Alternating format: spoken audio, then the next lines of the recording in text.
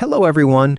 In this video, I'll guide you how to fix settings not saving in Counter-Strike 2 quickly and effectively.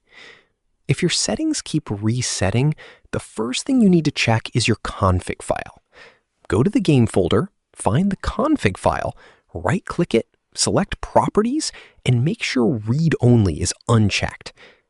Next, run Steam as administrator and then launch the game, because sometimes permission issues stop settings from saving properly. Also, disable Steam Cloud Sync temporarily, as it can overwrite your local settings with older ones. After that, verify the integrity of game files from Steam to fix any corrupted data. Another helpful step is to manually change a setting, then exit the game properly instead of force closing it. Follow these steps carefully and your settings should save without resetting again. Subscribe to the channel for more videos.